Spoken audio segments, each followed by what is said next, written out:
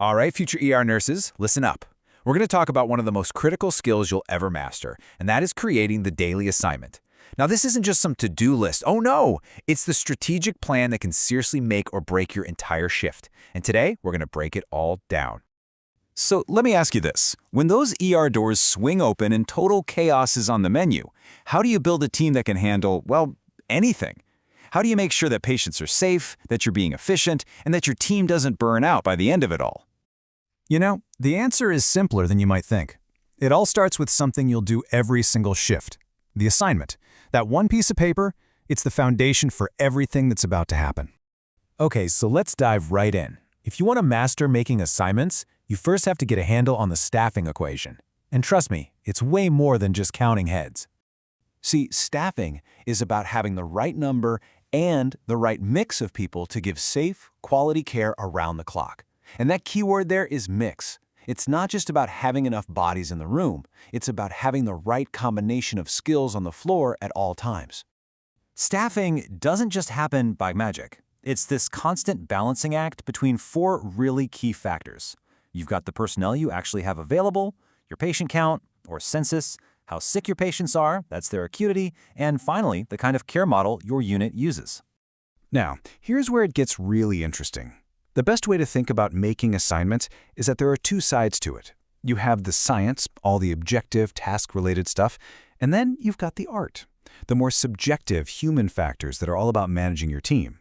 You got to master both to be great at this. So, let's start with the hard data, the science of it all. This is about the concrete, task-related things you have to consider for every single patient and every single nurse on your shift.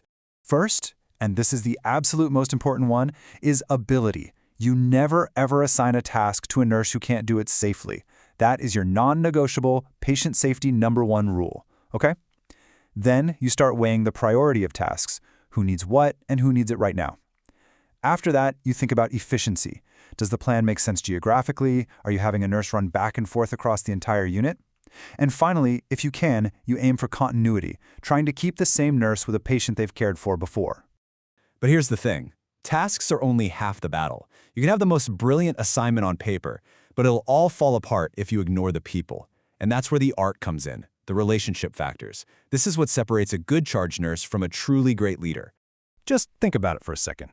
Are you being fair, or does one nurse always seem to get the toughest section? Can you create a learning opportunity by pairing a newer nurse with a complex but stable patient? Are you protecting your team's mental health by rotating them out of the high-stress trauma bay? And this one is huge, compatibility.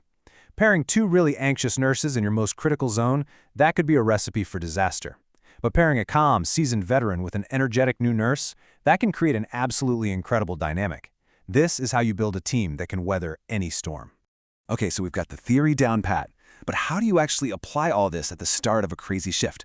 Let's walk through the practical, step-by-step process for dividing up the workload. Before you assign a single thing to anyone, you have to do your homework. First, get the big picture of the whole unit's workload. Then, get a detailed report on every single patient. And then, and this is so important, make your own rounds to actually lay eyes on them. Only then can you start classifying their needs and breaking the work down into clear tasks. And that classification step, it is absolutely crucial. You're not just seeing a room full of patients. You're mentally sorting them into buckets. Who's critically ill and needs an expert at their bedside right now? Who's pretty stable but needs regular checks? And who's still a bit of a mystery, under investigation, and needs really close, continuous monitoring? Look, if you remember only one single rule from this entire explainer, please make it this one, pulled straight from the source material. Assign work according to the abilities needed for each task. This is your North Star. Everything else is secondary, because patient safety depends on this. All right, you've done your assessment. You've considered both the science and the art. Now it's time to make it official. Let's get into the assignment playbook. Here it is, your final checklist. First, figure out what the patients need and decide who gets your most expert nurses. Match those needs to your staff's skills, the ones you know they have. Then choose a care model. Are you going to use a team model where an RN leads a group, or a functional one where nurses handle specific tasks like meds for everybody? Then, and this is critical, you write it all down, you post it where everyone can see it, and you explain it out loud to the team. You have to make sure everyone is on the exact same page.